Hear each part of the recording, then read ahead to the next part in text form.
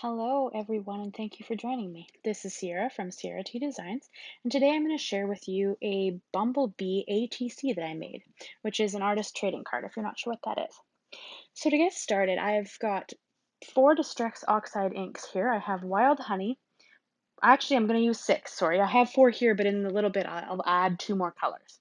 So I will use Wild Honey, Black Soot, Pumice Stone, Hickory Smoke, Mustard Seed, and Fossilized Amber.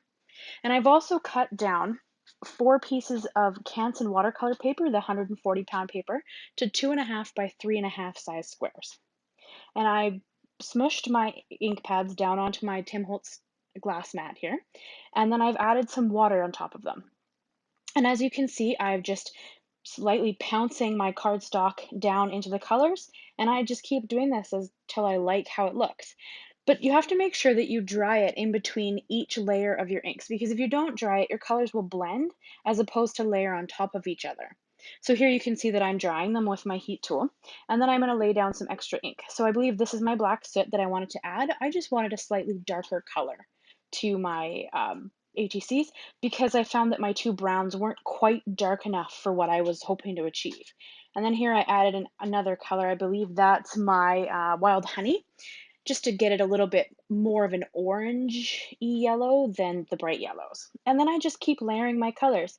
And I don't show you here, but I am actually drying every layer in between.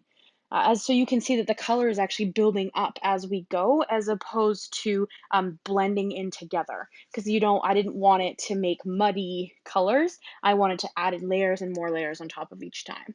So I just keep doing that until I'm happy. And now I'm going to stamp down the four bees from the Simon Says Stamp Be Yourself stamp set. It's got multiple bees in it, but I picked the four individual bees. And I'm going to use Simon Says Stamp Intense Black ink to stamp the images because I wanted a Copic friendly ink, as I'm going to Copic color all of the bees.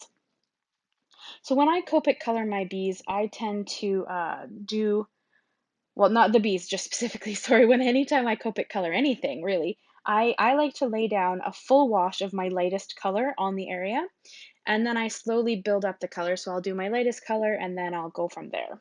And here I'm just showing you the hex chart that I use. I'll have a link to it. It's Sandy Alnuck's.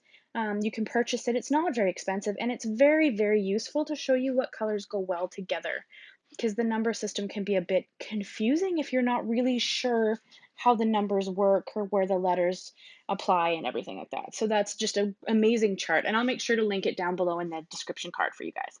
So as you can see here, I've started with my lightest color, and my lightest color is a Y02. And then I'm going to use a Y06, a Y08, and a Y19 on my bees. And I'm doing every second stripe because bees have a yellow stripe and a black stripe. So I'm just moving, so I did a whole wash of Y02, and I left a center highlight to kind of give you the view of it being a round bee. So then I came in from the sides with my Y06, and then I come in after that with a Y08, not going quite as far out. And then I finish off with a Y19 as my darkest color on the outside. And then I'll go back through my colors until I end with my lightest color. Now, I did forget to do the bees' faces. I will come back and do those after I finish the black stripes. Although I didn't really do blacks, I did cool grays because I wanted it to have a bit more dimension than just black, as there aren't many shades of black. There's two blacks in the Copic line, and they're the same. One's slightly darker than the other, I find personally. But so I'm going to use C3, C5, and C7 to do the dark stripes underneath the yellow stripes. And I'm doing the exact same thing. I did a layer of C3 across the whole stripe, and then I come in from the edges and I do C5, coming in mostly almost all the way to the middle, and then I do C7, going slightly less far than I did with my last color, and then I'll go back through to blend them out. And now here you see that my color was trying to drip. This marker is very full. It came that way, and if I'm not careful, it'll spill onto my page. So if you just remove both marker ends, it's less likely to drip onto your color and ruin the image. I have had that happen before, so now I'm very cautious. Anytime I see a color that's being a bit like very, very wet, you can tell because the end it looks like it's too juicy. Like the liquid is going to drop off the tip of the pen. So you can kind of tell that there's too much liquid in the pen. So here you can see I did the head because I forgot to do it in the beginning. I also forgot to do within the glasses. So I will come back and do the glasses as well here in a little bit. But I do the heads the exact same way I did the body. I do a layer of my lightest color, which was of course again the CO2 or the YO2, sorry. And then I go in with my next darkest color, which is my YO6, and I just take it a little ways in because I want it to be a bit orange. I know that bees are yellow, but I find that if you don't add some shading, it kind of looks. Oh, and there's my helper. That's my cat Mist. Um, it just doesn't look as natural, like a bright, like they're not neon yellow, right? So I find that if you bring in a bit of a darker yellow, it makes it look a little more natural as these bees look. I mean, they're just adorable. So, what are you gonna do there? So I'm going to keep going in. I have my mid-dark color here on the sides, flicking it into the center. I have some original Copics and I have some sketch markers, so I get to switch between the little nib and the brush tip. I'm probably going to be changing over my original markers. I'm going to add a brush tip to the chisel end because I find I never use the chisel end. So I'm going to add a brush nib into the original chisel ends. And I considered doing the same thing on my brush markers, pulling out the chisel end and adding a little brush nib just because I think it would be easier to reach those small spaces because I find sometimes it's really hard to color the little areas of these really small stamped images. Okay, and there you go. See, I missed the nose as well and the face. And here I'm going to go in and color in the glasses. And I tried to make it actually look a little bit lighter, so it was behind something glass. So I actually did a slightly lighter shade. So I think I just only did YO2, YO6, and YO8 to color in behind the glasses. And then back out again. So of course I always go lightest to darkest, darkest to lightest. It gives me the best blend, and I find that I can be a bit unsure of how I want to do my colors, so I struggle a little bit that way. So here I have the small hexagon wafer die, and it came from Simon Says Stamp as well, and it was in the July kit. Both of these were in the July 2019 kit, and I just thought I would play with them. So I cut 4 of them out with my Gemini Go. And then I brought out a stencil that I also actually recently got from Simon Says Stamp, but it's made by Faber-Castell. It's called the Mixed Media Stencil. And I took a little finger dauber and I took Hickory Smoke, and I'm just dabbing it on to create some texture into the background. I didn't, I mean, these have a lot of texture as they are. You wouldn't have to add anything to them. I love the Distress Oxides for backgrounds. I think they make stunningly beautiful backgrounds that you really don't need to add that much to. But because I was creating an ATC and I love to mail these to people. Oh, sorry, if you don't know what an artist trading card is, they're little 2.5 by 3.5 cards that you trade with other artists. You make them and you ask for a trade, and you can trade with other people for their art, and you collect them, and it's amazing.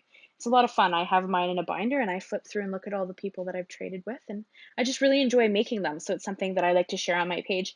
And sometimes it's fun to work in something that's a bit smaller scale than my cards, which I do as an A2 size. So I think that's kind of fun. So here I also took Wild Honey, and I'm just using a little finger dauber that I got from scrapbook.com. And I'm just pouncing a little bit of ink behind the stencil, and that just kind of adds a little more texture to the background. So here I took a Nuvo shimmer pen. No, sorry, this is a Spectrum Noir shimmer pen. And I just put it all over the bee, everywhere. On the glasses, on the body, on the wings. I just love shimmer. I think it adds a little bit of something special. And because I mail these to people, that they are never hand given generally, I don't like to add too much layers, too much depth to them. So I try to be a bit careful on how much I end up layering on the card. So anything that I can add that adds a little bit of fun detail to my images is just something that I try to achieve. So I put it all over everything. So here you can see that I'm just using my mini Misti, and I'm just going to put a little sentiment. This is from the same stamp set, and I'm going to stamp it down in, I believe, black soot Distress Oxide ink. And that's going to kind of be my sentiment on my ATCs. You don't need sentiments on ATCs. Because I am generally a card maker, I like to put a sentiment. It almost feels as though it's not quite finished if it doesn't have something on it. And I think it's kind of like a fun little touch to my cards that make them a little bit different. So So I think that's kind of fun. And there you can see it's the "you are the bee's knees" is the the sentiment, and I just thought that was adorable. So here I have some mini dimensionals. These are actually from Stampin' Up. A girlfriend of mine gave them to me, and I love them because they're not super thick, but they do add some dimension, which is nice. So I'm going to show you how I did the layout of these. All four are differently laid out. I'm going to go through it a bit quickly because I don't think you want to sit here and watch me play with the layout for as long as it took me to make these. But this is kind of my process. I take my elements and I just lay them on and move them around until I think I'm happy and keep playing with it until it looks like something that I enjoy looking at. And that's how I kind of decide what I want. So I took here my reverse tweezers because I find it's easier to put glue on things if you don't have to hold them that are this delicate. I struggle a bit. I do have long nails, as you can see, and so I struggle a little bit to hold on to some things that are that finicky or delicate. So I just use the reverse tweezers because I find it a lot easier. And then here you're going to see that I'm going to take just a baby wipe and I'm going to pounce off a little bit of the glue so that it doesn't ooze out on top of my ATC because I'm not a big fan of that. And then I'd have to clean it up, which would be fine. So I pulled the backing off of the dimensionals and I'm just going to stick down the bee there and then I kind of just push it down in all the areas. And then here I have some Nuvo Crystal drops. This is English mustard and I'm also going to use morning dew. And I just kind of haphazardly put them around. There's no rhyme or reason generally to how I like to put things down. I just play with it until I like it. And if I put a dot that I don't like the placement of, I'll use my double-sided tweezers and just kind of scrape it off. And because it's still liquid, it hasn't dried yet. So I just get rid of it so that if I don't like it, I just take it off the. I mean, we all put stuff down and don't necessarily like it. At least I do. I should speak for myself there, but there are times where I do something and I'm not a big fan of how it looks, and so I take it off. So here's a closer look at the first one of these. So here's the second one, and you can see that I left some of the little honeycombs or hexagons inside of the hexagon wafer die, and I just stuck it down at the top there, and I put the sentiment in a different place, pulled the backing off of my dimensionals and stuck down my bee. And you're gonna see I'm gonna add some more drops. I really enjoy Nuvo drops. I know some people struggle with them a little bit, at least that's what people have mentioned to me. And I find if you've ever listened to Amy R, she's an amazing Prairie Paper and Ink. If you've ever seen her videos, she's just stunning. She's beautiful cards. I'll link her down below as well. She has a tip where she says she'll put her Nuvo drops inside of her bra just to get them warm while she's crafting and doing other things because they work a lot better if you're warm. So because it's winter here, I live in Canada, in case you didn't know, and it's pretty cold here. My house is quite warm though, so I generally don't have a problem with the drops, but some people do. So here I'm using just a little bit of glossy accent on the glasses, just because I thought that that would add another fun touch to a fairly simple design. And there's a close-up of the second one. So we're going to jump right into the third one. So on this one, I took those same dimensionals and I put them behind some of the little cutouts of the honeycombs or hexagons.